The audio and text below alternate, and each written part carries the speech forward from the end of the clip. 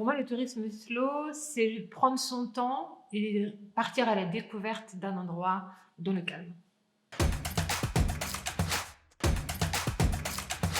Ralentir, prendre le temps, se rapprocher des gens, le terroir, c'est sûr, les dégustations et puis le tourisme différent.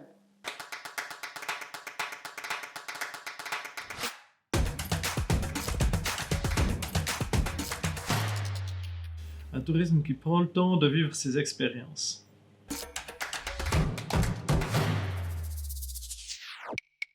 C'est comme lorsqu'on déguste un verre de vin, c'est très différent que lorsque l'on le boit en vitesse, en mangeant et en regardant notre Natel. Que les gens prennent le temps aussi d'entrer en contact avec ce monde qui est quand même assez extraordinaire, mais ça nécessite effectivement de se poser un instant sur l'endroit et d'apprendre aussi un peu de ce que la nature peut nous offrir.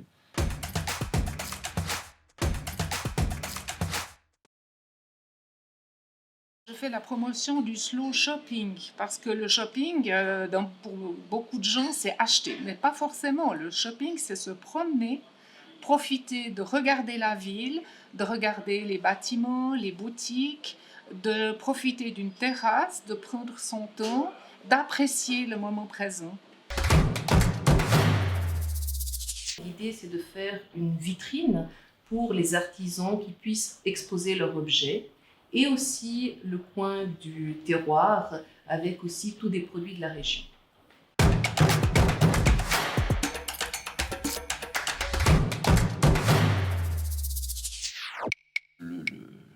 Le cœur de ce projet, effectivement, de dynamiser et puis de faire comprendre un peu le monde des abeilles sera un pavillon rucher.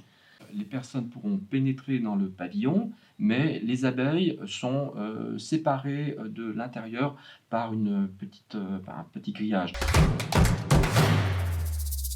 L'idée du projet, c'était de créer des offres de séjour pour les personnes en situation de handicap qui sont vraiment inclusifs.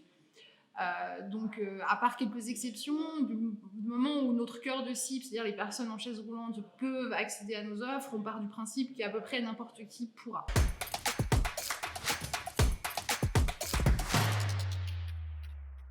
Slow Food, un mouvement qui se bat à l'échelle mondiale pour une alimentation, le droit à une alimentation bonne, propre et juste pour tous, ce qui signifie bonne, qui ait du goût, propre, respectueuse de l'environnement et juste, où le producteur y trouve son compte. Ça veut dire concrètement découvrir la production agricole et la gastronomie qui en résulte.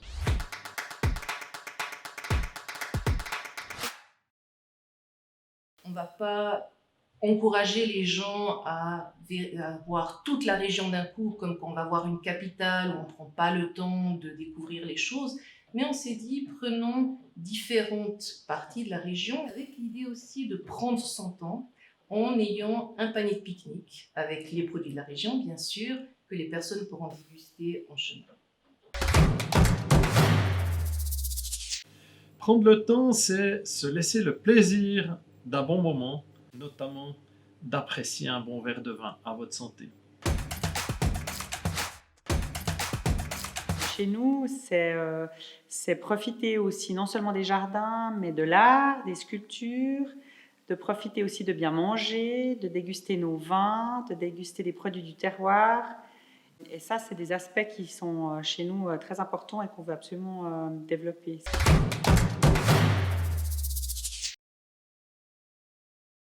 Nous avons une galerie qui a créé le Slow Art et qui a déposé dans je crois, 13 commerces des œuvres d'art diverses, des photos, des tableaux ou des sculptures qui permettent de visiter la ville aussi en découvrant des tableaux, comme une galerie dans toute la ville. Et ça, c'est quelque chose d'extrêmement intéressant et il y a des gens qui font le tour.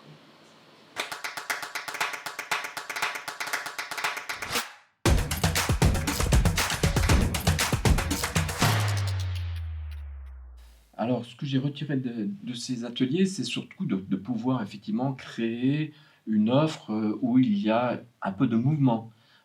Alors, il y a le slow tourisme où effectivement le but c'est quand même de rester à certains endroits, mais c'est quand même aussi de trouver un parcours qui puisse donner un sens à une journée de balade au pied du Jura vaudois, par exemple. Ce qui est aussi intéressant, c'est de travailler justement avec des acteurs qui ont tous la même idée du tourisme et qui, ensemble, créent des offres qui soient cohérentes. C'était juste super de voir vraiment toutes ces personnes qui sont porteurs de projets et de se mettre ensemble. Je pense que c'est quelque chose qui va être encore plus important que si nous sommes chacun dans